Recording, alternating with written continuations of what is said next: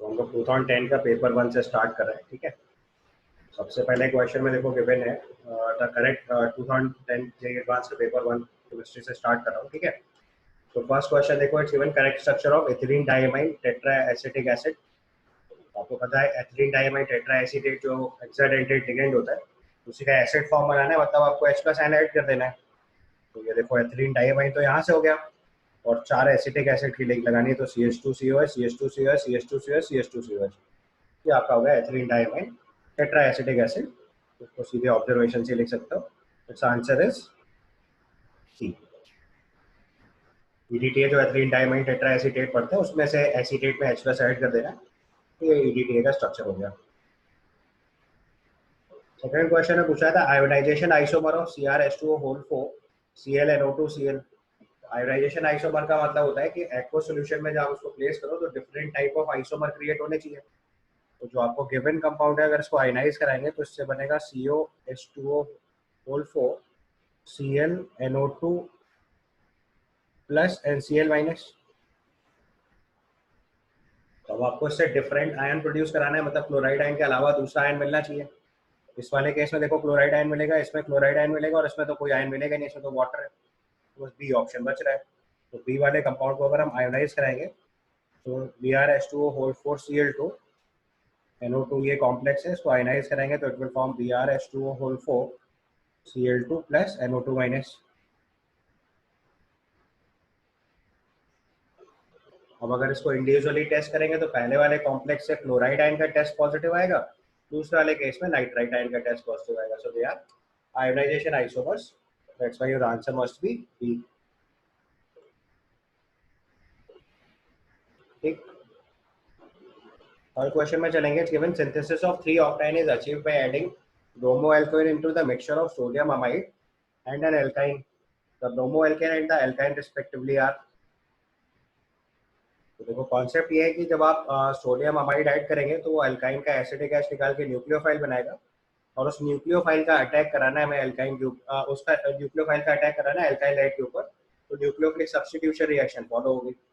आपको ब्यूटाइन, आपको जो अल्काइन बनानी है दैट इज 3 ऑक्टाइन। तो 3 ऑक्टाइन मतलब पोजीशन नंबर 3 पे आपको ट्रिपल बॉन्ड बनना चाहिए, राइट। तो अगर हम इसका डी वाला ऑप्शन ट्राई करें तो डी वाले ऑप्शन में देखो हमारे पास जो, कैसे पता चला हमने डी ट्राई करना है, क्योंकि डी वाले केस में अगर आप ध्यान से देखोगे तो उसकी लेफ्ट साइड से 3 पोजीशन पे ट्रिपल बॉन्ड है। तो अगर हमने यहाँ से कार्बोनाइन बना के अटैक कराया तो अल्काइन की पोजीशन 3 आने की चांसेस बढ़ जाएंगे, ठीक है। And that can be possible with the structure number 1 also. यहाँ पे भी देखो अल्काइन 3 मिलेगा, बट आप अगर बाकी कार्बन चेक करोगे तो 1 2 3 4 5 प्लस 3 8 और एक 9 कार्बन हो जाएगा, तो ये ऑक्टाइन नहीं बन सकता, क्योंकि टोटल 8 कार्बन चाहिए। तो आपने अगर टोटल कार्बन काउंट कर लिया तो ए ऑप्शन तो ऐसे ही रिजेक्ट हो गया।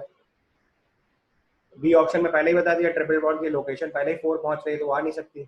सी ऑप्शन में भी ये चीज अनप्रेडिक्टेबल है, क्योंकि वहां पे सी ऑप्शन में भी ये चीज क्लियरली नोन है कि position of triple bond position number 2 पे आएगी। तो हमने सीधे डी ऑप्शन ट्राई करना है। डी ऑप्शन अगर ट्राई करोगे तो आपको आसानी से समझ आ जाएगा। तो CH3 CH2 C triple bond C minus, ये न्यूक्लियोफाइल बनेगा, और Br CH2 CH2 CH2 CH3 4 carbon है, तो ऐसा न्यूक्लियोफाइल इस कार्बन पर अटैक होकर Br माइनस लीव कर जाएगा। आपका जो फाइनली आंसर बनेगा वो बनेगा CH3 CH2 C triple bond C and then CH2 CH2 CH2 CH3। तो आप पोजीशन मार्क कर लिए थे, तो दिस इज 1 2 3 4 5 6 7 8, ये आपका ऑक्टाइन 3 बन गया। This is octyne 3। तो इसके हिसाब से जो आपका आंसर हो जाएगा दैट इज डी। ध्यान से देखो, हमने पहले नंबर ऑफ कार्बन चेक करके ऑप्शन ए रिजेक्ट करा, उसके बाद पोजीशन ऑप्शन बी और सी में आपने देख लिया पोजीशन ऑफ ऑक्टाइन 3 नहीं आ सकता, तो डी ऑप्शन ट्राई करा, उससे हम डायरेक्टली आंसर पे पहुंच गए। तो answer must B D. And question number 4 you will see. Fourth question is when the correct statement about the following disaccharides is. तो 2 डाइसैकेराइड आपको एक साथ दिए हुए हैं, तो उसमें देखो जो पायरनोस और ग्लाइकोसिडिक लिंकेज के बारे में क्वेश्चन है। तो आपको पता है कि जो 6 मेंबर वाली रिंग होती है उसको पायरनोस स्ट्रक्चर से कंपेयर करते हैं। तो पायरनोस फॉर्म होती है वो ऐसे 6 मेंबर, इसको हम लोग पायरन फॉर्म बोलते हैं, और जो 5 मेंबर वाली रिंग होती है इसको फ्यूरन की कैटेगरी से कंपेयर करते हैं। तो अगर स्ट्रक्चर इस टाइप का होता है तो पायरनोस लिखा जाता है,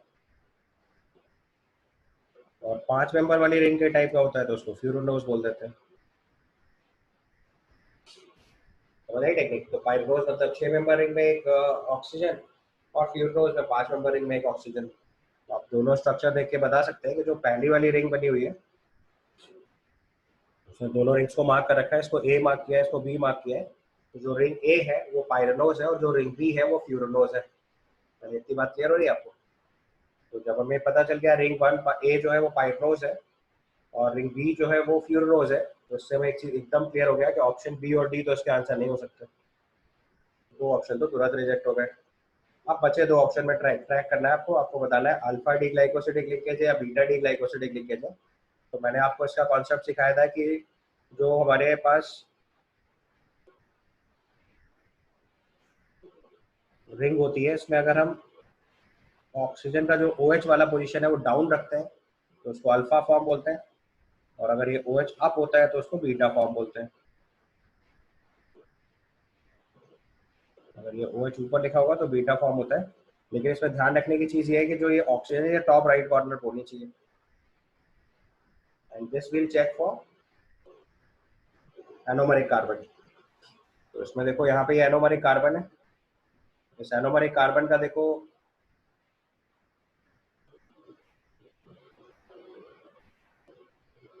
इस एनोमरिक कार्बन पे जो हमने लिंक नीचे क्रिएट कर रखा है, देखो OCH2CH2O वाला फॉर्म। ये देखो with respect to H down position पे है, तो उसका मतलब ये अल्फा लिंक की तरह काम कर रहा है। अब इसको ग्लाइकोसिडिक लिंकेज नहीं बोल सकते क्योंकि ग्लाइकोसिडिक लिंकेज इथीरियल लिंकेज होता है, OCH2CH2O लिंकेज है, बट इसको अल्फा लिंक जरूर बोल सकते हैं। समझ में आई बात? तो this is referred as your alpha link.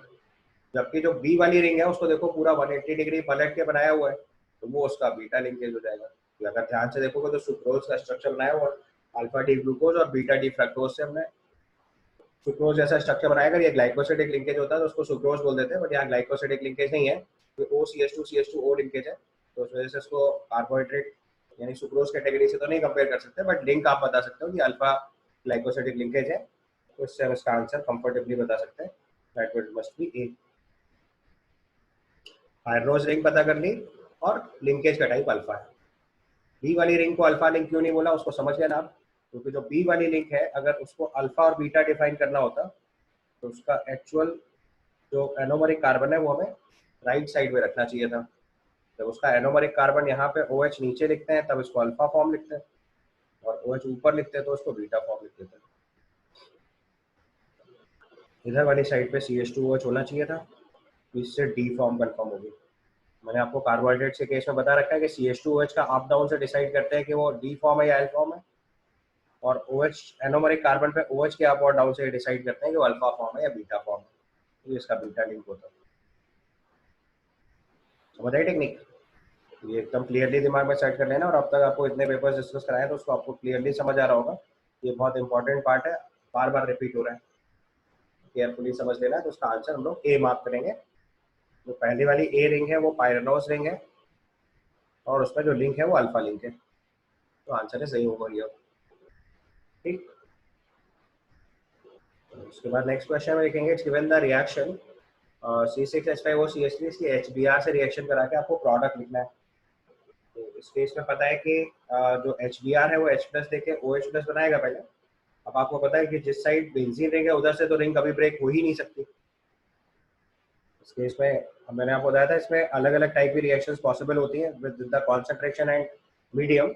लेकिन जब बेंजीन रिंग लगा दी जाती है तो ये कंफर्टेबल हो जाता है, क्योंकि इस वाली साइड से जो O कनेक्ट है ये चेन हमेशा इसी साइड से ब्रेक होगी, यहाँ से ब्रेक नहीं हो सकती, क्योंकि इसमें पार्शियल डबल बॉन्ड कैरेक्टर होता है। तो इसलिए हमें क्लियरली पता रहता है कि चेन दूसरी तरफ से ब्रेक करनी है। तो उसकी रिएक्शन जब HBr से होगी तो उसमें अगर H प्लस पहले भी दे दोगे तो OH प्लस बन के बाद में रिंग टूटेगी, और अगर आप सीधे न्यूक्लियोफिलिक अटैक भी कराओगे तो भी CH3 पे कराएंगे। तो वो मीडियम डिपेंडेंट रिएक्शन होती है, बट इसमें कंफ्यूजन इसलिए नहीं होता है क्योंकि किसी भी कंडीशन में एक ही लिंक ब्रेक हो सकता है। इसलिए पॉसिबल ऑप्शन इसमें फिनॉल और CH3Br ही है। अगर दोनों साइड से रिंग ब्रेक होने का ऑप्शन होता है तो आपको ईथर की हाइड्रोलिसिस आपको अच्छे से सिखा रखी है। अलग अलग मीडियम और अलग अलग कॉन्सेंट्रेशन से डिफरेंट डिफरेंट प्रोडक्ट बनते हैं। इसका आंसर फिनॉल और CH3Br ही बनेगा। तो confusion over here. Otherwise polar protic medium से फर्क पड़ता है, हीट से फर्क पड़ता है, कॉन्सेंट्रेशन ऑफ HBr से फर्क पड़ता है। तो देयर आर मल्टीपल फैक्टर्स जिनसे हम रिएक्शन डिसाइड करते हैं कि वो टाइप ऑफ SN1 रिएक्शन होगी, टाइप ऑफ SN2 रिएक्शन होगी। बट यहाँ कोई कंफ्यूजन नहीं है, आप SN1 टाइप से जाओगे तो भी यही आउटकम आएगा, SN2 से जाओगे तो भी यही आउटकम आएगा, बिकॉज बेंजीन और ऑक्सीजन वाला बॉन्ड ब्रेक हो ही नहीं सकता। In this case, your answer must be D. So answer for this question must be D. ठीक है सर फोर्थ क्वेश्चन में जो रिंग बी थी वो भी तो एनोमेरिक कार्बन से जुड़ी है। हाँ बस जुड़ी है, बट मैंने घुमाया ना उसको 180 डिग्री घुमा के प्लेस किया गया। सर तो भी उसमें बीटा लिंक ही तो आ रहा है। क्या लिंक नहीं हो ना, 180 डिग्री घुमा दोगे तो लिंक पलट गया ना। सर ऑक्सीजन ऊपर आ जाएगा उसका। हाँ वही तो बोल रहा हूँ, तो वो चीज डिफरेंट लिखी हुई ना। ऑप्शन बी और डी तो इनकरेक्ट हो गया, पहले ही वो हमें पता चल गया। अब आपको सिर्फ ये चेक करना है कि बी रिंग पे अल्फा लिंक है कि बीटा लिंक है। तो हमने यहाँ तो चेक कर लिया है, तो अल्फा लिंक कंफर्म है। Oh sorry sir, link sorry. Alpha नहीं आ रहा। तो पहले पाइरनोज और फ्यूरनोज से रिजेक्ट किया, फिर अल्फा लिंक और बीटा लिंक से।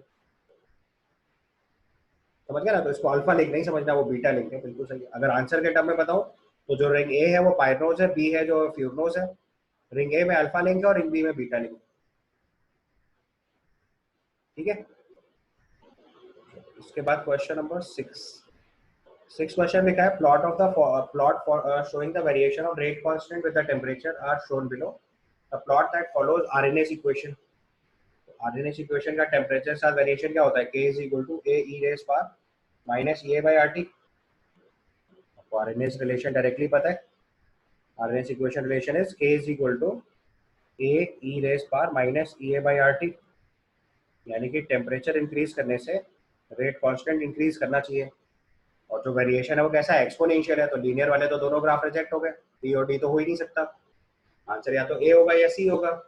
ए वाले ग्राफ में टेम्परेचर बढ़ाने से रेट कांस्टेंट इंक्रीज कर रहा है तो ये आंसर हो जाएगा, और बी वाले ऑप्शन में टेम्परेचर इंक्रीज करने के साथ रेट कांस्टेंट डिक्रीज कर रहा है तो ये पॉसिबल नहीं है। तो टेम्परेचर इंक्रीज करने से रेट कांस्टेंट इंक्रीज करता है, तो ये मैं बता सकता हूँ कि इसका आंसर ए ही होगा, एक्सपोनेंशियल इंक्रीज होगा। एक्सपोनेंशियल इंक्रीज कैसे डिसाइड करा वो आपको समझ में आ रहा है, क्योंकि यहाँ माइनस साइन और टेम्परेचर रेसिप्रोकल में, तो माइनस वाला पॉइंट टी का वेरिएशन है, तो टेम्परेचर इंक्रीज करने से के इंक्रीज करेगा। तो answer must be A. Then comes question number 7. In 7th question, it's given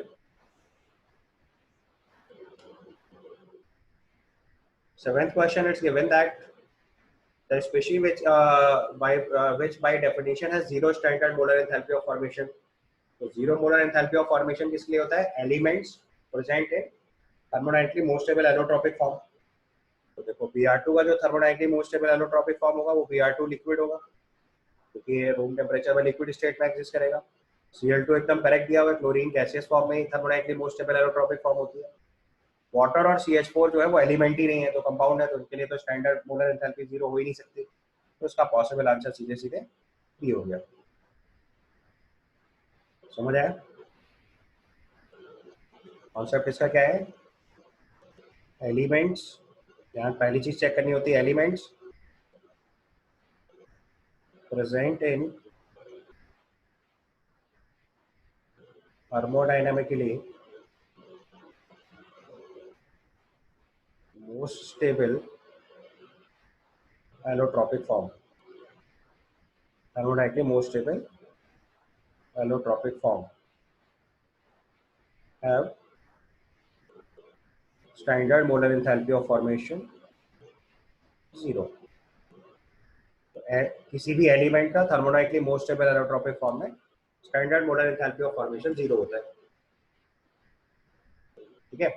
अब अगर आप रिसेंट पिछले 2 सालों के पेपर उठा के देखोगे तो ये क्वेश्चन रिपीट हो चुका है। 2010 में ये क्वेश्चन आया था, अभी रिसेंटली शायद 2019 में ये क्वेश्चन है दोबारा, सिमिलर टू दैट क्वेश्चन। इसलिए कॉन्सेप्ट से बहुत ध्यान देना है। You can see that this kind of questions are repeated. इसके बाद चलिए नेक्स्ट क्वेश्चन है, this is question number 8। Question number 8 में गिवन है the bond energy of CC single bond is approximately. तो आपको पता है कि जितने भी केमिकल बॉन्ड फॉर्मेशंस होते हैं, उन केमिकल बॉन्ड फॉर्मेशंस में बॉन्ड एनर्जी की वैल्यू मैंने आपको सिखा रखी है already, it is 42 kilo calorie per mole से ज़्यादा होनी चाहिए। तो अगर CC single bond energy check कर रहे हैं तो वैल्यू तो देखो हमें याद नहीं है, बट रेंज के हिसाब से लिखा जा सकता है। ये 1 और 10 तो हो नहीं सकता, और 1000 बहुत हायर एनर्जी हो गई। तो उसका जो पॉसिबल आंसर है वो केवल सी है। तो रेंज सही लिखनी थी, एग्जैक्ट वैल्यू तो नहीं पता होती है, but with respect to range you can write its answer as C. Normally chemical bonds की रेंज होती है तो सब 100 किलो कैलोरी वाले ब्रैकेट में होती है, मतलब उसी के आसपास रहती है। 42 किलो कैलोरी पर मोल से स्टार्ट करके सब 1000 किलो कैलोरी पर मोल तक जाती है, उसी के बीच में ज़्यादातर वैल्यूज होती है। तो उसका पॉसिबल आंसर हम लोग 100 किलो कैलोरी पर मोल ले सकते हैं। ठीक है। Then question number 9 is given the reagent used for softening of temporary hardness of water is R. तो टेम्परेरी हार्डनेस रिमूव करनी है अगर हमें, तो इस प्रोसेस के लिए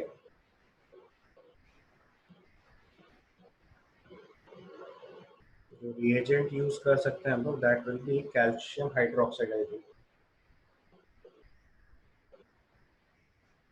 टेम्परेरी हार्डनेस रिमूव करनी है तो for this purpose we will use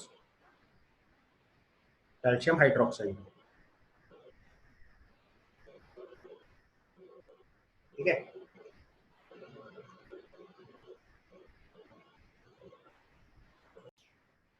तो टेम्परेरी हार्डनेस रिमूव करने के लिए या तो बॉइलिंग करते हैं या क्लार्क्स मेथड में कैल्शियम हाइड्रोक्साइड यूज करते हैं। ये आपका सब्सटेंस हो गया जो क्लार्क्स मेथड में यूज करेंगे। अगर एक बॉइलिंग और ऑप्शन होता तो वो भी आंसर लिखते हैं। अब ये देखो थोड़ा टेक्निकल क्वेश्चन था, मल्टी करेक्ट में पूछा गया है और एक ही आंसर करेक्ट है। ऐसे सवाल जो एडवांस पेपर में थोड़े टेक्निकल होते हैं, उसका आंसर केवल बी लिखना है। सोडियम कार्बोनेट से परमानेंट हार्डनेस रिमूव करेंगे। टेम्परेरी हार्डनेस रिमूव करने के दो मेथड होते हैं, एक बॉइलिंग और एक Clark's method. Simply NCERT based question है और कॉन्फिडेंस चेक था बस। क्वेश्चन तो सिंपल था, बट इसमें अगर मल्टी करेक्ट देख के किसी ने एक से ज्यादा ऑप्शन मार्क कर दिया तो उसका सवाल गलत हो जाना है। तो this is a multi correct question but answer is one correct. तो मल्टी ऑप्शन करेक्ट का जो इंस्ट्रक्शन होता है दैट इज वन और मोर देन वन करेक्ट। तो एक भी आंसर सही हो सकता है, इसलिए प्रिपेयर्ड रहना होता है। ठीक है। तो मल्टी करेक्ट वाले क्वेश्चन का आंसर लिखने के 15 ऑप्शन पॉसिबल है। कोई भी सही नहीं होगा, बस ये केस छोड़ना है। बाकी एक ऑप्शन भी सही हो सकता है, दो भी सही हो सकते हैं, तीन भी सही हो सकते हैं, चारों भी सही हो सकते हैं। Then comes question number 10। Question number 10 में लिखा है द रिएक्शन फिनॉल की NaOH Br2 से करा रहे हैं। तो फिनॉल की रिएक्शन NaOH Br2 के थ्रू करा रहे हैं। उसमें पूछा था intermediate form in this reaction. तो देखो आपको पता है फिनॉल की रिएक्शन अगर बेसिक मीडियम में कराएंगे तो सबसे पहले क्या होगा, फिनॉक्साइड आयन बनेगा। फिनॉल की रिएक्शन अगर हम बेसिक मीडियम में कराएंगे तो सबसे पहले फिनॉक्साइड आयन बनेगा। उसमें NaOH ऐड किया तो सबसे पहले फिनॉक्साइड आयन बनेगा, और उसके बाद इलेक्ट्रोफिलिक एरोमेटिक सब्स्टिट्यूशन होता है। After that it is electrophilic aromatic substitution. तो फिनॉक्साइड आयन जो है वो ऑर्थो पैरा डायरेक्टिंग होता है। उसमें एक Br भी लग सकते हैं, दो Br भी लग सकते हैं, तीन Br भी लग सकते हैं, तो डिपेंडिंग अपॉन द केस। तो अगर पॉसिबल ऑप्शंस लिखोगे तो एक ऑप्शन ये बन सकता है, और ऐसे बहुत सारे इंटरमीडिएट्स बन सकते हैं, और एक पॉसिबिलिटी ये भी हो सकती है। अब यहाँ थोड़ा ध्यान देना है, आप में से बहुत सारे लोगों को ऐसा भी लग सकता है कि प्रोडक्ट हो सकता है। ये गलती है, क्योंकि इसका फाइनल प्रोडक्ट जो है वो 2,4,6 ट्राइब्रोमोफिनॉल होता है। अब ये सबको हम लोग इंटरमीडिएट कैटेगरी में ही काउंट करेंगे। ये भी बनेगा, ये भी बनेगा। बी और डी नहीं बन सकता कैसे भी, क्योंकि मेटा डायरेक्टिंग नहीं होता, और दो Br एक साथ एक ही पोजीशन पे नहीं अटैच हो सकते, क्योंकि उससे एरोमेटिसिटी लॉस हो जाएगी। So possible intermediates are A and C, और इसका जो प्रोडक्ट लिखेंगे फाइनली वो ये लिखेंगे। तो कंफ्यूज नहीं होना है, बहुत सारे लोग यहाँ कंफ्यूज रहते हैं, दे विल फील कि यही प्रोडक्ट भी तो है सर, तो उसको इंटरमीडिएट क्यों लिख रहे हैं। तो ऐसा नहीं करना है। एक्वस मीडियम में जब या एल्कलाइन मीडियम में जब फिनॉल के ऊपर ब्रोमिनेशन कराते हैं तो फाइनल प्रोडक्ट इज 2,4,6 ट्राइब्रोमोफिनॉल। और क्योंकि यहाँ तो मीडियम भी बेसिक कर रखा है, तो फिनॉक्साइड आयन है, तो उसकी रिएक्टिविटी नॉर्मल फिनॉल से भी ज्यादा हो जाती है, क्योंकि इसमें प्लस एम प्लस आई दोनों इफेक्ट काम कर रहे होते हैं। ये सबसे ज्यादा एक्टिवेटेड ड्रिंक की कैटेगरी में काउंट करते हैं, हाईली एक्टिवेटेड ड्रिंक काउंट करा जाता है इसको। तो 2,4,6 ट्राइब्रोमो फिनॉक्साइड आयन इसका आउटपुट आएगा। बाद में H प्लस देके इसको हम लोग 2,4,6 ट्राइब्रोमो फिनॉल में कन्वर्ट कर सकते हैं। तो उसके इंटरमीडिएट्स पॉसिबल हुए ए एंड सी, उसका आंसर लिखेंगे A and C. Multi correct है तो दोनों आंसर मार्क करेंगे। Is that clear? Then move to question number 11। Question number 11 में देखो, it's given in the Newman projection of 2 dimethyl butane X and Y are respectively. तो अभी आप ध्यान से देखो, तो पहले हमने 2 डाइमिथाइल ब्यूटेन बनाना है, तो पहले तो आप उसका स्ट्रक्चर लिख लो एक बार। तो 2 dimethyl butane mean CH3 CH CH CH3, 2 dimethyl butane. यहाँ से दोनों H हटा दो, ये CH2 और ये दोनों CH3 हो गया। This is 2 dimethyl butane. अब जो गिवन स्ट्रक्चर है उसमें आप ध्यान से देखो, तो एक कार्बन पे 2 H तो हमें दिख ही रहे हैं डिफॉल्ट। जो फ्रंट वाला कार्बन दिख रहा है ना, इस कार्बन को अगर आप ध्यान से देखो तो इसमें इस कार्बन पे 2 H दिख रहे हैं। उसका मतलब सर्टेनली एक कार्बन तो ये वाला सिलेक्ट करना है, और दूसरे वाले कार्बन पे हमें 2 मिथाइल ग्रुप दिख रहे हैं। तो उसका मतलब दूसरा कार्बन ये वाला सिलेक्ट करना है। तो उसका मतलब जो गिवन स्ट्रक्चर है वो C2 C3 एक्सेस के अराउंड कॉन्फॉर्मर बनाया हुआ है। जो गिवन कॉन्फॉर्मर है हमारे पास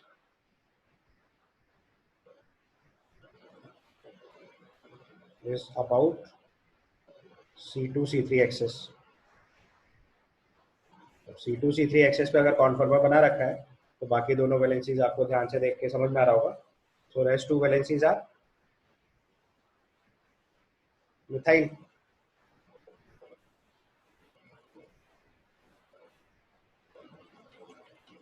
एक अगर हमने C2 C3 पे चेक करा तो उसका मतलब दोनों वैलेंसीज क्या हो सकती है? मिथाइल। बोलिए पहले, इतना समझ आ रहा है? Newman projection of 2 dimethyl butane लिखा हुआ है, तो उसमें हमने सबसे पहले एक्स और वाई की वैल्यूज पूछी गई हैं आपसे।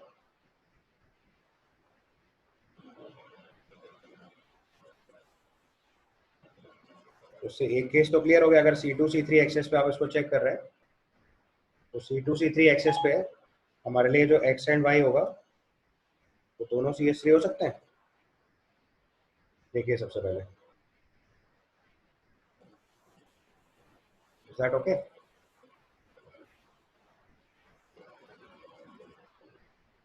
इसके बाद दूसरी पॉसिबिलिटी जो है वो ये है कि अगर हम इसमें इसका कॉन्फॉर्मर C1 C2 एक्सेस पे बना दें, क्योंकि 2 हाइड्रोजन तो C1 के पास भी है, तो हमारा जो आंसर बनेगा वो तो CH3 होगा। अगर हमारा given conformer C1 C2 access पे बना रहे हैं, given conformer is about C1 C2 axis, तो जब C1 C2 एक्सेस लेंगे तो पहले वाले कार्बन पे तीनों H है तो X भी H हो गया, और जब दूसरा वाला कार्बन लेंगे तो उस पर 2 मिथाइल तो दिख रहे हैं, तो तीसरी वैलेंसी क्या हो जाएगी? C2H5। इसको अगर फिर से एक बार ड्रॉ करूं तो CH3 CH3 CH3 CH2 CH3। अगर इसमें आपने इस वाले एक्सेस पे कॉन्फॉर्मर ड्रॉ कर रखा है तो उसकी एक वैलेंसी इथाइल दिखेगी आपको और एक वैलेंसी H दिखेगी, तो एक इथाइल और एक H भी पॉसिबल आंसर है, तो उसका आंसर B हो जाएगा। Then X and Y will be H and C2H5, तो उसका पॉसिबल आंसर हो जाएगा B एंड D। ठीक है, possible answer will B B and D। इस केस में हमें सारे एक्सेस के अराउंड ट्राई करना था, और इसमें एक एक्सेस और बची है C3 C4, तो C3 C4 से तो कॉन्फॉर्मर बन ही नहीं सकता, क्योंकि C3 वाले केस में चेक करेंगे तो उस पर 2 H हो जाएंगे एक कार्बन पर, और C4 वाला चेक करेंगे तो उसमें भी 2 H आएंगे, जबकि गिवन कॉन्फॉर्मर में एक कार्बन पे 2 H और एक पे 2 मिथाइल दिए, तो वो C3 C4 एक्सेस में तो बन ही नहीं सकता, तो that is not a possible case. तो हमने सारे केस ट्राई कर दिए, C1 C2 ट्राई कर दिया, C2 C3 ट्राई कर दिया, C3 C4 ट्राई कर दिया, तो बाकी आंसर अपने आप कंफर्टेबली बनेंगे। ठीक है, उसका आंसर हो गया B and D। Now question number 12। Question number 12 में लिखा है among the following the intensive properties is are. तो इंटेंसिव प्रॉपर्टी मतलब ऐसी प्रॉपर्टी जो मास इंडिपेंडेंट होती है। इंटेंसिव प्रॉपर्टी मतलब मास इंडिपेंडेंट। मास इंडिपेंडेंट प्रॉपर्टी यहाँ पे दो है हमारे पास, एक मोलर कंडक्टिविटी और एक इलेक्ट्रोमोटिव फोर्स। जो इंटेंसिव प्रॉपर्टी होती है that is mass independent. Intensive property का मतलब होता है मास इंडिपेंडेंट। ये अगर आपको याद हो तो इलेक्ट्रोकेमिस्ट्री में बताया था, ये नॉन एडिटिव फंक्शंस होते हैं। तो उसमें मास इंडिपेंडेंट दो प्रॉपर्टीज है, एक मोलर कंडक्टिविटी और एक EMF of the cell. Lambda M होता है और ईएमएफ ऑफ द सेल है। मतलब अगर आप दो सॉल्यूशंस लेते हैं तो डायरेक्टली लैम्डा एम को ऐड नहीं कर सकते, तो मैं आपको बताया था उसको सेल्स के प्रोसेस से सॉल्व करना पड़ता है। And similarly EMF of the cell भी दो इक्वेशंस के लिए डायरेक्टली ऐड नहीं किया जा सकता। रेजिस्टेंस के केस में प्रॉब्लम नहीं है, रेजिस्टेंस मास डिपेंडेंट है, जितना बड़ा वायर लेते जाओगे आप उतनी रेजिस्टेंस बढ़ती जाएगी। एंड हीट कैपेसिटी भी क्या होता है, सी मोलर हीट कैपेसिटी लिखा होता है तो मास इंडिपेंडेंट होता है, हीट कैपेसिटी जो है वो एम इंटू एस होता है, मास इंटू स्पेसिफिक हीट, तो भी मास डिपेंडेंट हो गया। तो मास इंडिपेंडेंट प्रॉपर्टी यहाँ पे दो ही, molar conductivity and EMF of the cell. तो in this case your answer must be A and B. Resistance mass dependent property और हीट कैपेसिटी भी मास डिपेंडेंट प्रॉपर्टी हो गई। ठीक है, क्लियर? चलो उसके बाद क्वेश्चन नंबर 13। क्वेश्चन नंबर 13 में गिवन है aqueous solution of HNO3, KOH, acetic acid and CH3CONO of identical concentrations are provided. The pair of solutions which forms a buffer solution on mixing. तो buffer solution के case में आपको पता है या तो weak acid and salt with strong base चाहिए या weak base and salt with strong acid चाहिए। दो केस में बन जाएगा ऐसा। पहले वाले केस में देखो एसिड HNO3 और एसिटिक एसिड, तो ये स्ट्रॉन्ग एसिड है और ये वीक एसिड है, तो इसके कॉम्बिनेशन से कभी भी बफर नहीं बन सकता। ये स्ट्रॉन्ग बेस है और ये वीक बेस है बेसिकली, उसके कॉम्बिनेशन में भी कभी बफर नहीं बन पाएगा। ये आपका स्ट्रॉन्ग एसिड है और ये बेसिकली बेस की तरह ट्रीट होगा, तो ये बफर बन सकता है। कैसे? अगर हमारा HNO3 और CH3C होने की कॉन्सेंट्रेशन तो सेम दी है, बट आप वॉल्यूम सेम मत लो। मतलब इसमें रिएक्शन ऐसे करा दो कि अगर HNO3 की रिएक्शन CH3CONA से करा दें और इस रिएक्शन में पार्शियल न्यूट्रलाइजेशन करा दिया जाए, CH3COH और NaNO3 बन जाए। तो अगर हम यहाँ पे HNO3 को लिमिटिंग ले लें, तो अगर ये लिमिटिंग रिएजेंट लेंगे तो एक कंडीशन पे जाके, क्वेश्चन में ध्यान से देखो, आइडेंटिकल कॉन्सेंट्रेशन लिखा है, वॉल्यूम तो हम अलग अलग ले ही सकते हैं, वो तुम्हारे पास चॉइस है। तो HNO3 और CH3CONA के वॉल्यूम अगर आपने अलग अलग ले लिए और ऐसा कॉम्बिनेशन बनाया जिसमें HNO3 जो है वो लिमिटिंग रिएजेंट हो जाए, तो आपको बाद में सोल्यूशन में CH3CONA और CH3COH मिलेगा। तो ये जो कॉम्बिनेशन है ये बफर सोल्यूशन बन जाएगा, तो it will be acidic buffer. तो उसका आंसर सी पॉसिबल है। लास्ट वाले केस में तो क्लियरली दिख रहा है, एक वीक एसिड और उसका सॉल्ट विद स्ट्रॉन्ग बेस लिखा हुआ है, तो वो तो बफर है ही, तो दो बफर पॉसिबल है। तो इसका आंसर हो जाएगा C and D. Answer will be C and D. Okay, next question में और गिवन कॉपर इज, अब ये पैराग्राफ बेस्ड क्वेश्चन है। So it's given copper is the most noble of the first order transition metals, occurs in a small deposit in a several countries. Ores of copper includes chalcopyrites,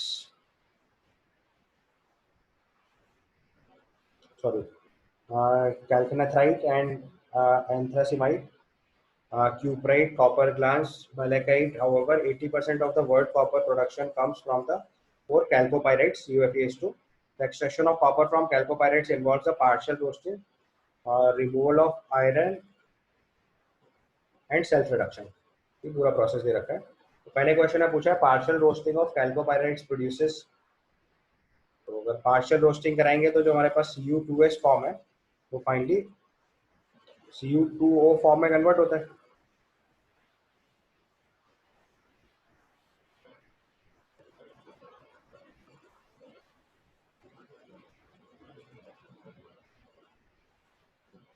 तो partial roasting of कैल्कोपायराइट्स तो मतलब CuFeS2 है। अगर हम इसकी partial roasting कराएंगे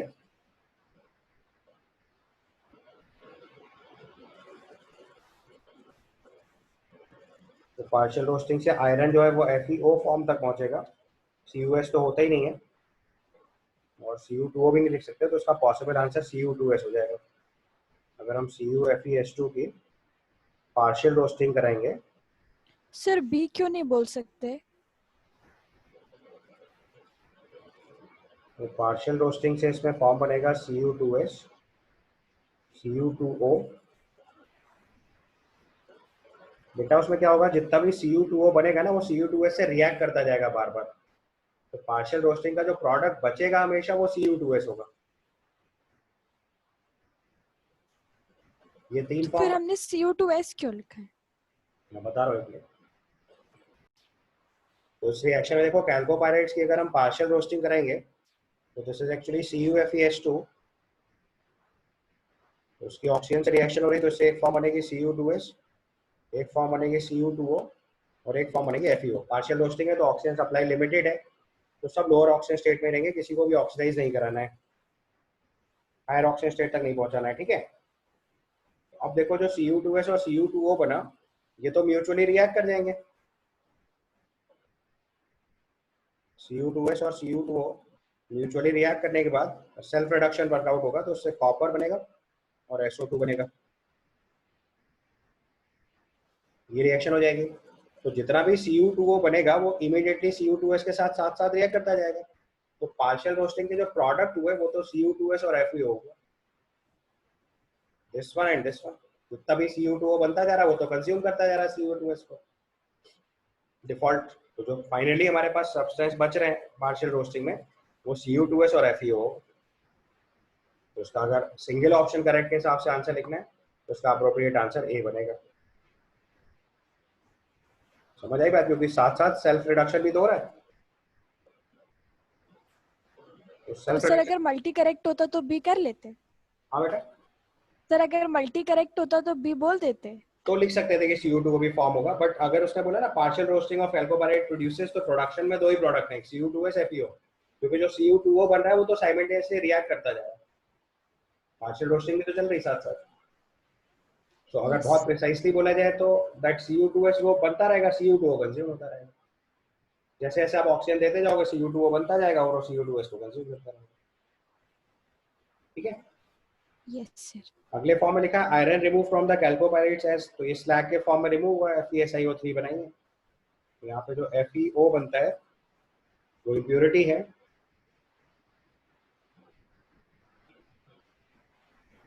इसमें SiO2 का फ्लक्स ऐड करते हैं लोग और इससे FeSiO3 बनता है जो स्लैग होता है।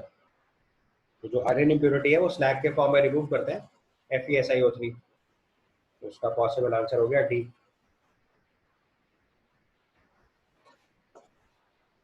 ठीक है। Then comes 16th question. 16 लिखा है in the self reduction the reducing species in the self reduction the reducing species। तो देखो यहाँ पे जो रिडक्शन का प्रोसीजर है वो देखो जरा ध्यान से, पहले उसकी रिएक्शन लिख देता हूँ। तो जो रिएक्शन का टाइप है हमारे पास वो क्या है, Cu2S की रिएक्शन Cu2O से हो रही है, कॉपर बन रहा है और SO2 बन रहा है। यहाँ ऑक्सीजन स्टेट ऑफ कॉपर +1 है, सल्फर -2 है, यहाँ कॉपर ऑक्सीजन स्टेट +1 है, ऑक्सीजन -2 है, राइट साइड में कॉपर ऑक्सीजन स्टेट 0 है, सल्फर ऑक्सीजन स्टेट +4 है और ऑक्सीजन की ऑक्सीजन स्टेट -2 है। यहाँ जो ऑक्सीजन स्टेट चेंज हुई है वो कॉपर +1 से 0 गया है, ये आपका ऑक्सीडेशन, ये आपका रिडक्शन हुआ, ये भी रिडक्शन है, और जो सल्फर वाली रिएक्शन है वो देखो ऑक्सीडेशन है।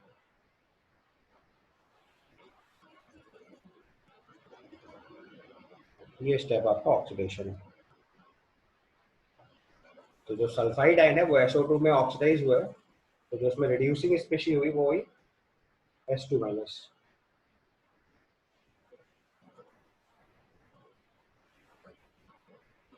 नहीं बात, तो 16 का आंसर बन गया हमारे लिए सी। इसमें जो S2- है वो आपका रिड्यूसिंग एजेंट की तरह काम कर रहा है।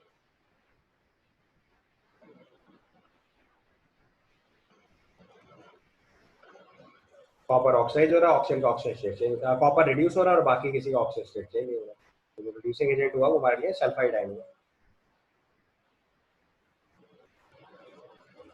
ठीक है। Then comes question number 17। ये देखो दूसरा पैराग्राफ है, It's given the concentration of potassium ion inside a biological cell is at least 20 times higher than the outside.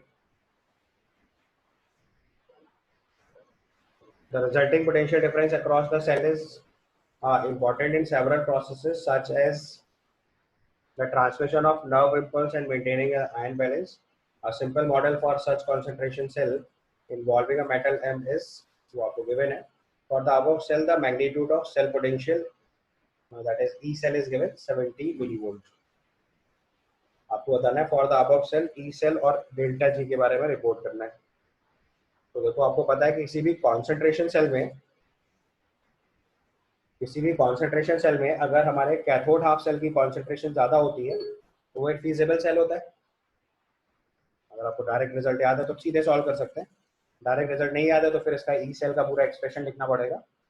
Otherwise मैंने आपको फिजिबिलिटी ऑफ कॉन्सेंट्रेशन सेल के लिए डायरेक्टली बता रखा है कि अगर कैथोड हाफ सेल की कॉन्सेंट्रेशन एनोड हाफ सेल से ज्यादा होती है तो दैट सेल इज फीजिबल.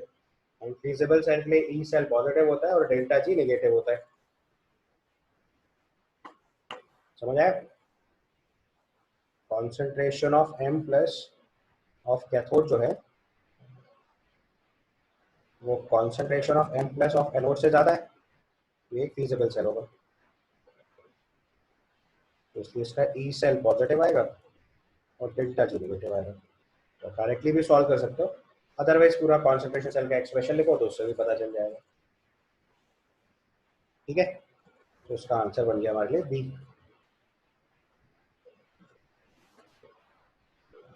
ठीक है, अगले पार्ट पे चलते हैं. अगले पार्ट में लिखा है if the 0.5 molar concentration of M plus is replaced by 0.0025 molar concentration of M plus then the magnitude of the cell potential will B.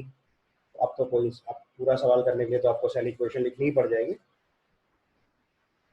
तो उसकी सेल इक्वेशन एक बार लिखते हैं. तो अपने पास पहले M सॉलिड है, तो एनोड पे ऑक्सीडेशन लिखेंगे. तो M सॉलिड से M प्लस प्लस इलेक्ट्रॉन ये फॉर्म दे रखा है और इनिशियली ये कॉन्सेंट्रेशन दे रखी है 0.05 M.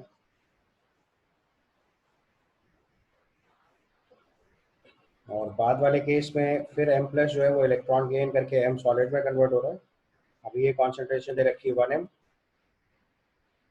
इसको ऐड कर रहे हैं तो ये हो जाएगा M solid plus M plus aqueous concentration 1 M gives M solid plus M plus aqueous concentration 0.05 M.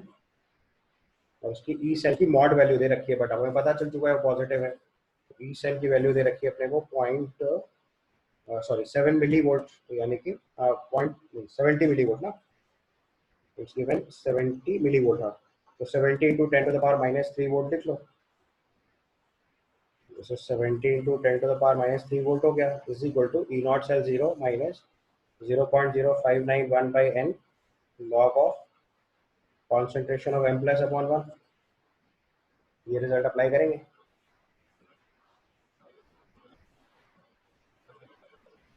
ये मतलब हुआ इसका.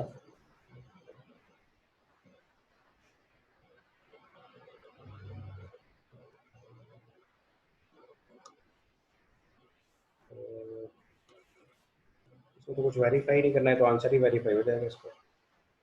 कोई बात नहीं. तो उसने कॉन्सेंट्रेशन 0.05 M की जगह 0.0025 M कर दिया है. तो 0.0025 M मतलब अगर हम 0.05 का स्क्वायर कर दें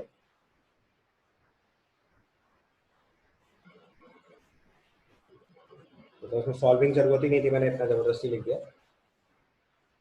तो अगर आप यहाँ पे चेंज देखो तो आपको जल्दी समझ आएगा. 0.05 से 0.0025 किया है which is same as 0.05 square. तो अब यहाँ पे अगर हम इसका स्क्वायर करेंगे तो वो पावर 2 बाहर आ जाएगी. तो उसका मतलब EMF ऑफ सेल में 2 मल्टीप्लाई हो जाएगा. तो आपको अगला आंसर जो लिखना है that is 70 into 10 to the power minus 3. या यही ई सेल निकालना है आपको basically. There is no need to solve. ये वैल्यू हो जाएगी 0 minus 0.0591 by 1 log of 0.0025 by 1. Simple observation से सॉल्व हो जाना था, मैंने ज़्यादा लिख दिया. तो 0 minus 0.0591 by 2 log of 0.05 square, बस केवल 2 मल्टीप्लाई होना. तो ई सेल की वैल्यू 70 इंटू 2 यानी 140 मिली वोल्ट आ जाएंगे. इसके हिसाब से इसका आंसर सी हो जाएगा. आपको समझाने के लिए मैंने थोड़ा ज़्यादा लिखा, अदरवाइज ओरली सॉल्व होने वाला क्वेश्चन था, क्योंकि जो डेटा दिया था वो बहुत सेट करके दिया हुआ था क्वेश्चन में। तो डेटा वॉज कि जो 0.05 है उसका स्क्वायर वैल्यू दे रखी है, और लॉग में स्क्वायर करेंगे मतलब फैक्टर 2 मल्टीप्लाई होगा। तो जो 70 मिली वोल्ट था उसका डबल लिख देना था, 140 मिली वोल्ट। ठीक है, इसके बाद क्वेश्चन नंबर 19 पे आइए। इन 19th question it's given the total number of basic groups in the following form of lysine is. तो आपको बेसिक ग्रुप मार्क करने हैं इसमें। तो बेसिक ग्रुप देखो, एक तो ये हो गया NH2 जिसके पास लोन पेयर ऑफ इलेक्ट्रॉन होगा, NH2 में nitrogen pass lone pair of electron होगा, तो एक बेसिक ग्रुप ही हो गया। और दूसरा देखो ये COO माइनस लिखा है, conjugate base of acetic acid, ये दो बेसिक ग्रुप हो गए। तो total number of basic groups in the following compound, तो दो बेसिक ग्रुप हो गए। जो NH3 प्लस वाला ग्रुप लिखा हुआ ये एसिडिक ग्रुप है, आप ध्यान से मार्क कर सकते हो, ये आपका एसिडिक ग्रुप है और ये दोनों बेसिक ग्रुप है। तो इसके हिसाब से इसका आंसर जो है 2 हो जाएगा। ठीक, yeah. Then comes question number 20. It's given the total number of cyclic isomers possible for a hydrocarbon with molecular formula C4H6 है। ये तो पढ़ने में नहीं आ रहा, इसमें से C4H6 ही, हाँ तो ये C4H6 है। तो total number of cyclic isomers possible for the hydrocarbon with the molecular formula C4H6। तो आपको C4H6 के सारे साइक्लिक आइसोमर लिखने हैं, लिख लोगे। तो अगर हम सबसे पहले C4H6 ट्राई करेंगे तो पहले इसका डिग्री ऑफ अनसैचुरेशन निकाल लो। इसमें पहले डिग्री ऑफ अनसैचुरेशन रिपोर्ट करो। तो डिग्री ऑफ अनसैचुरेशन कितना आएगा, 2। 4 2 8 + 2 10 हो जाएगा। 10 में से 6 हाइड्रोजन है, मतलब 4 हाइड्रोजन शॉर्ट है, तो डिग्री ऑफ अनसैचुरेशन 2 बन जाएगा। और डिग्री ऑफ अनसैचुरेशन 2 है तो इसका मतलब इसमें 2 रिंग्स पॉसिबल है, एक रिंग और एक पाई बॉन्ड पॉसिबल है। आपको साइक्लिक आइसोमर बनाना है तो 2 पाई बॉन्ड वाला केस नहीं काउंट करना है। तो इसमें अगर हमें साइक्लिक स्ट्रक्चर बनाने हैं तो एक रिंग और एक पाई बॉन्ड से भी बना सकते हैं इसको, और 2 रिंग से भी बना सकते हैं। सब स्ट्रक्चर ड्रॉ कर लीजिए। तो सबसे पहले एक रिंग से बनाएंगे तो 4 मेंबर की रिंग बनाओ, सबसे पहले उसमें एक पाई बॉन्ड लगा दो, फिर एक 3 मेंबर की रिंग बनाओ और एक मिथाइल ग्रुप लगा दो। इसके साथ पाई बॉन्ड लगाने का ऑप्शन, एक यहाँ पे पाई बॉन्ड लगा सकते हैं, एक पाई बॉन्ड यहाँ हो सकता है और एक पाई बॉन्ड यहाँ हो सकता है, बस और कोई पॉसिबिलिटी नहीं बची है। इसके बाद 2 रिंग का केस लेना है, तो 2 रिंग में बस एक पॉसिबिलिटी है, इसे 2 रिंग और ये 2 रिंग्स बन जाएंगे और कोई इसका पॉसिबल फॉर्म नहीं बनेगा। तो उसके पॉसिबल स्ट्रक्चर कितने हो गए टोटल, 5।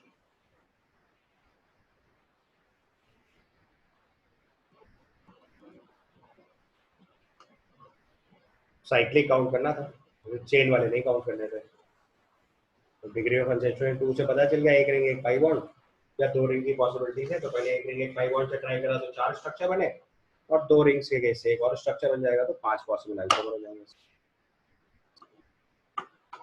ठीक है, and move to question number 21। 21 में लिखा है इन द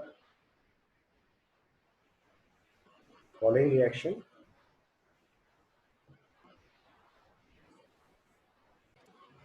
इसका प्रॉपर क्वेश्चन हो गया, उसको हटा दीजिए यहाँ से। प्रॉपर क्वेश्चन हो गया, in the scheme given below the total number of intramolecular aldehyde condensation product form from Y is। तो मैंने आपको देखो पहले ही बताया कि बहुत स्टैंडर्ड क्वेश्चन है जेईई एडवांस के अंदर, कि पहले ओजोन लिसिस और बाद में एल्डिहाइड कंडेंसेशन का कॉम्बिनेशन सेट किया जाता है। तो उसी टाइप का क्वेश्चन है। तो सबसे पहले आप इसकी ओजोन लिसिस करा दीजिए। तो ओजोन लिसिस प्रोडक्ट ये बनेगा। अब उसने बोला हुआ है इसमें इंट्रामोलिकुलर एल्डिहाइड कंडेंसेशन कराना है। तो इंट्रामोलिकुलर एल्डिहाइड कंडेंसेशन मतलब आप देखो चारों बीटा जो पोजीशन है वो चारों पोजीशन आइडेंटिकल है, कहीं से भी कार्बन आयन बना के किसी भी दूसरी पोजीशन पर अटैक करा दो तो it will always give you one product. और इंट्रा मॉलिक्यूलर एल्कोहल कराना है तो किसी भी एक पोजीशन से कार्बन आयन बना के किसी भी दूसरी पोजीशन पर अटैक करा दो तो you will get always one product. तो अगर हमें इसकी प्रोडक्ट लिखनी है तो चारों पोजीशन आइडेंटिकल है, इसमें कुछ कन्फ्यूजन है ही नहीं। इसमें आपने बेस ऐड किया और किसी भी एक पोजीशन पे कार्बन आयन बनाइए और दूसरे वाले कार्बन आयन पे अटैक करा दीजिए, ये पॉसिबल रिएक्शन होगी। उसमें ध्यान से नोटिस करोगे तो एक साइड की जो रिंग होगी वो 5 मेंबर हो जाएगी, 1 2 3 4 5, और दूसरे साइड की मेंबर जो होगी वो 7 मेंबर रिंग हो जाएगी। तो एक 5 मेंबर रिंग और एक 7 मेंबर रिंग जो है वो यूज करेंगे एक दूसरे के साथ। उसका पॉसिबल स्ट्रक्चर ड्रॉ करेंगे तो एक 5 मेंबर रिंग बनाइए और एक 7 मेंबर रिंग बनाइए।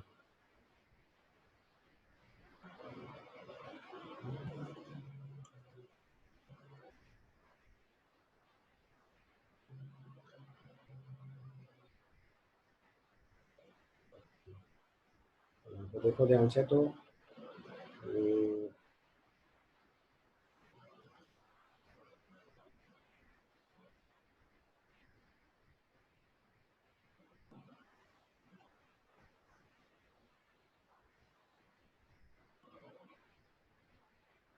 इस तरह का स्ट्रक्चर बनेगा 5 मेंबर एक साथ। ऑल दो आंसर निकालने के पॉइंट होगी तो सवाल सॉल्व हो गया, क्योंकि आइडेंटिकल पोजीशन से अटैक करना है तो एक ही प्रोडक्ट पॉसिबल है, तो उसका आंसर तो 1 ही आना है।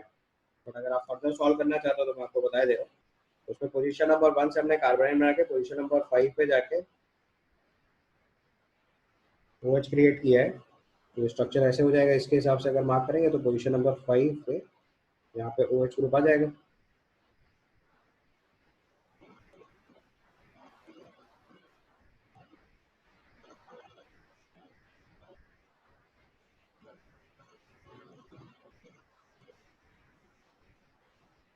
गलती कर रखी है, एक्चुअली जंक्शन वाली पोजीशन 1 होगी। बीच से अगर रिंग ज्वाइन होगी तो दोनों तरफ का जो जंक्शन होगा वहां से 1 लिखना पड़ेगा। सो 1 2 3 4 5, 5 वाली पोजीशन पे OH आएगा और 1 वाली रिस्पेक्ट पे पोजीशन में एक पोजीशन छोड़ने के बाद डबल बॉन्ड हुआ जाएगा।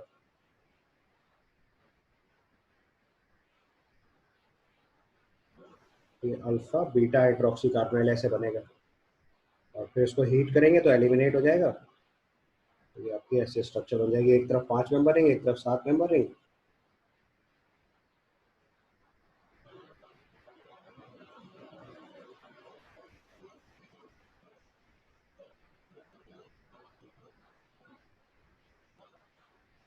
बीच में डबल बॉन्ड और 7 मेंबर रिंग वाले में डबल बॉन्ड हुआ जाएगा, ऐसे स्ट्रक्चर होगा।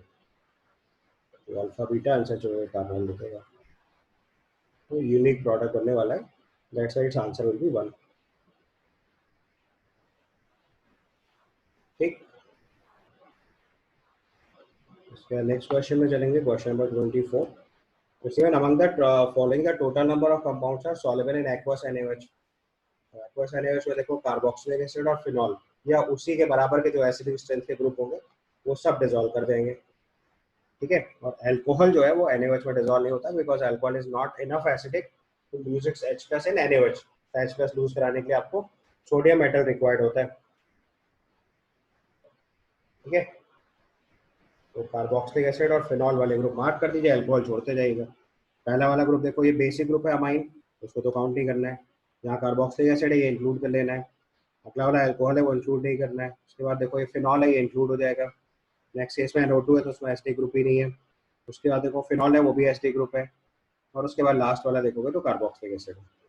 Phenol and carboxylic acid NaOH से रिएक्ट करते हैं। मैंने आपको एसिडिक स्ट्रेंथ कंपैरिजन टाइम पे सोडियम मेटल NaOH और NaSCO3 का कॉम्बिनेशन बताया था।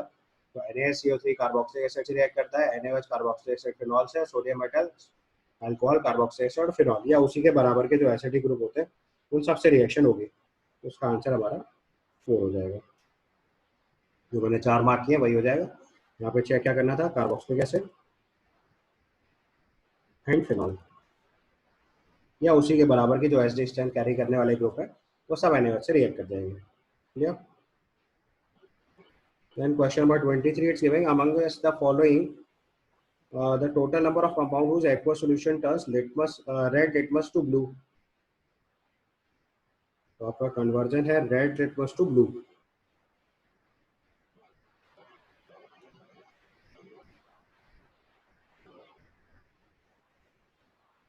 तो रेड लिटमस पेपर है तो ब्लू हो जा रहा है। आपको पता है लिटमस पेपर का कलर ब्लू जो होता है वो बेस में होता है, तो उसका मतलब फाइनली जो सोल्यूशन है वो कैसा होना चाहिए, बेसिक। आपको चेक करना है इनमें से कौन कौन से सोल्यूशन ऐसे हैं जो बेसिक नेचर के हैं। जो बेसिक नेचर के हैं उनके अंदर रेड लिटमस पेपर ऐड करने से ब्लू कलर आएगा। ठीक है, तो आपको उसको बेसिक ग्रुप मार्क कर देने हैं, मतलब या जिनका पीएच जो है वो 7 से ज़्यादा आएगा वो काउंट करना है। सबसे पहला केस आपने KCl लिया, salt of weak acid strong base. KCl is salt of weak acid strong base. तो अगर इसकी हाइड्रोलिसिस होगी तो Cn माइनस की हाइड्रोलिसिस होगी, तो Cn माइनस की हाइड्रोलिसिस की वजह से सोल्यूशन कैसा होगा, अल्कलाइन। K प्लस तो एक्सपेक्टेड आयन होगा, so solution of KCl will be alkaline, तो उसका मतलब ये ब्लू करेगा। एक काउंट हो गया। K2SO4 salt of strong acid strong base neutral. अगला वाला केस है अमोनियम ऑक्सलेट। अमोनियम ऑक्सलेट, तो ये salt of weak acid weak base हुआ बेसिकली। अब वीक एसिड वीक बेस के केस में जो पीएच का फॉर्मूला होता है that is 7 plus half pKa minus half pKb। अब आपको कॉन्सेप्ट पता है कि जो NH4OH है वो एसिटिक एसिड के बराबर के Kb वैल्यू कैरी कर रहा होता है। जो Ka ऑफ एसिटिक एसिड होता है वो अप्रोक्सीमेटली Kb ऑफ NH4OH के बराबर होता है। और जो ऑक्सैलिक एसिड होता है वो stronger acid than acetic acid होता है। Oxalic acid stronger acid than acetic acid, तो इसका मतलब इसकी Ka वैल्यू ज्यादा होगी। ठीक है, तो pK वैल्यू अपने आप कम हो जाएगी, तो इसका मतलब इस वाले शॉर्ट के लिए pK वैल्यू कम होगी और pKb वैल्यू ज्यादा होगी, तो इसका मतलब ये pH 7 से कम हो जाएगा, ये सोल्यूशन भी एसिडिक काउंट कर लेंगे। उसके बाद NaCl जो है वो न्यूट्रल है। जिंक नाइट्रेट में Zn2 प्लस और NO3 माइनस है, NO3 माइनस स्ट्रॉन्ग एसिड का पार्ट है, Zn2 प्लस की हाइड्रोलिसिस होगी तो उससे सोल्यूशन एसिडिक ही बनेगा। यहाँ पे अगर हम Zn2 प्लस की हाइड्रोलिसिस लिखेंगे तो it will become ZnOH plus plus H plus, ये भी सोल्यूशन एसिडिक होगा। FeCl3 की हाइड्रोलिसिस करेंगे तो उसमें भी Fe3 प्लस की हाइड्रोलिसिस होगी, ये भी सोल्यूशन एसिडिक होगा। K2CO3 में कार्बोनेट आयन की हाइड्रोलिसिस होगी तो ये सोल्यूशन अल्कलाइन हो जाएगा। अमोनियम नाइट्रेट में अमोनियम आयन की हाइड्रोलिसिस होगी तो वो भी सोल्यूशन एसिडिक हो जाएगा। और LiCl में Cl माइनस की हाइड्रोलिसिस होगी तो ये सोल्यूशन अल्कलाइन हो जाएगा। तो KCl K2CO3 LiCl जो सोल्यूशन है ये अल्कलाइन होंगे, इनकी वजह से रेड लिटमस पेपर जो है वो ब्लू हो जाएगा। तो फाइनली इसका आंसर 3 लिख देंगे। इसमें जो ट्रिकी पार्ट था वो था अमोनियम ऑक्सलेट। इसमें आपको आइडिया होना चाहिए था कि एसिटिक एसिड का K और NH4OH का Kb लगभग बराबर होता है, इसीलिए अमोनियम एसीटेट का सोल्यूशन न्यूट्रल होता है। उसका आंसर हमारे लिए 3 हो जाएगा। बाकी सबकी हाइड्रोलिसिस मैंने आपके लिए लिख दी है। K2SO4 और NaCl ये दोनों न्यूट्रल सोल्यूशन होंगे। Ammonium oxalate, zinc nitrate, ferric chloride और अमोनियम नाइट्रेट ये तीनों सोल्यूशन, ये चारों सोल्यूशन हमारे एसिडिक होंगे। एसिड के अंदर लिटमस पेपर का कलर रेड होता है, बेस के अंदर ब्लू होता है, न्यूट्रल में कोई उस पास में कलर नहीं आएगा। ठीक है भाई, ओके।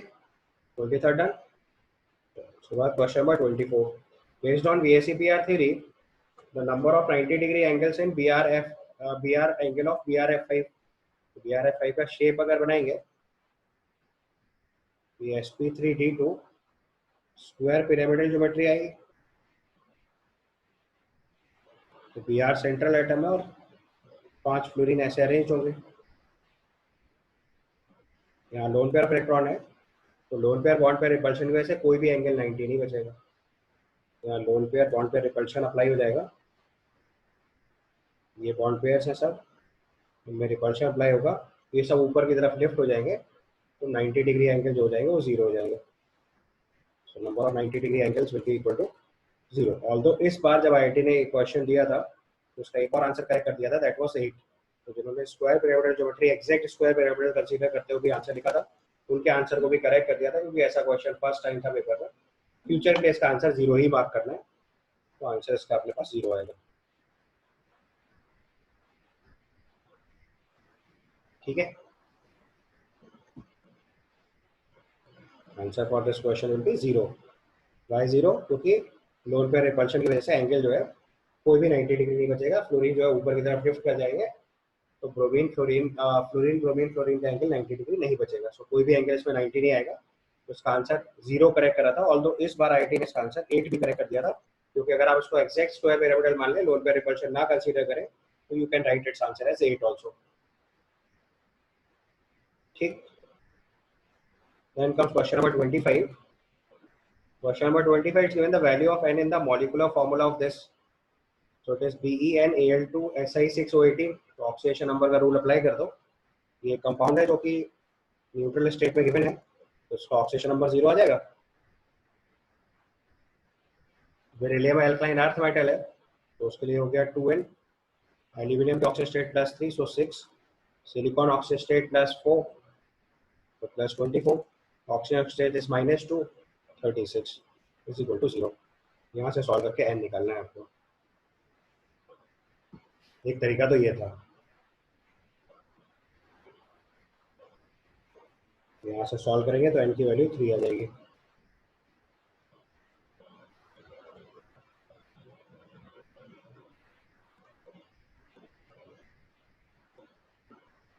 ठीक है,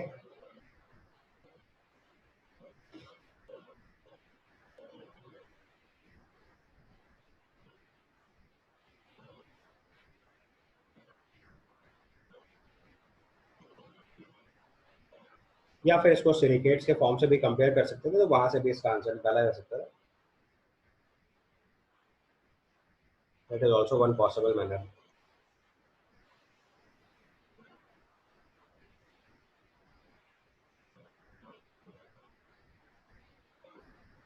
ठीक है,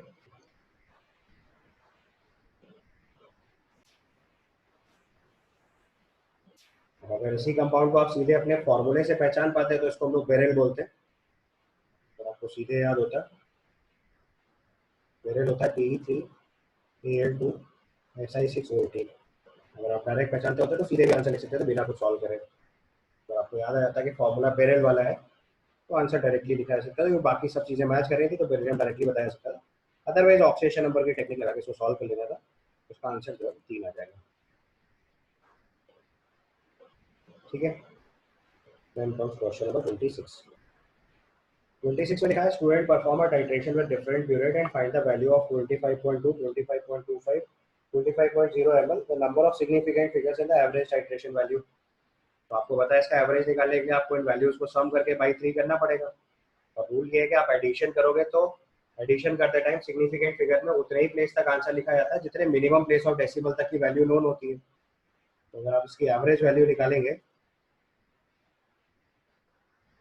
average value 25.2 plus 25.25 plus 25.0 by 3, right. तो उसमें जो ऊपर वाली वैल्यूज है उसमें देखो जो मिनिमम डेटा दिया है वो कितना दिया है, एक प्लेस ऑफ डेसिमल तक। तो जो फाइनल आंसर लिखेंगे वो हम लोग एक प्लेस ऑफ डेसिमल तक लिखेंगे। तो अगर आप इन सबको सम करके लिखोगे,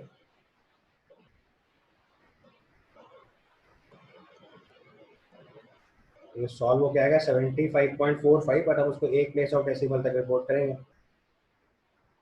तो 75.45 बाई 3 आना चाहिए सॉल्व होने के बाद, बट हमें इसका आंसर केवल एक प्लेस ऑफ डेसिमल तक लिखना चाहिए था। तो सिग्निफिकेंट फिगर में उसको एक प्लेस ऑफ डेसिमल तक लिखेंगे। इन significant figures, in significant figures write only up to one place of decimal।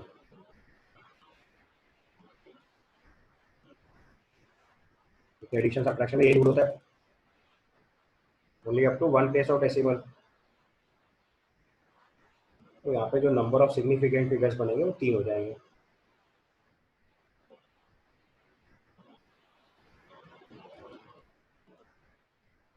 Number of significant figures will be 3। उसका आंसर हम लोग 3 रिपोर्ट करेंगे। ठीक है,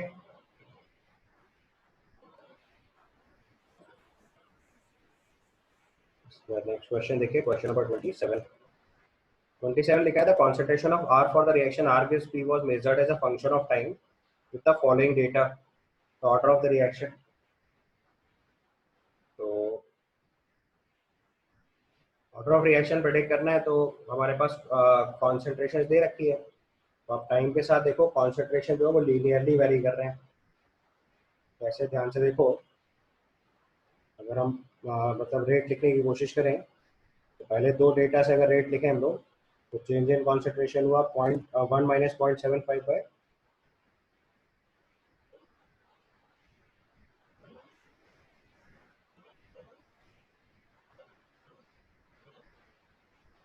तो अगर हम यहाँ पर रेट लिखने की कोशिश करें तो 1 माइनस 0.75 बाई 0.05 लिखेंगे।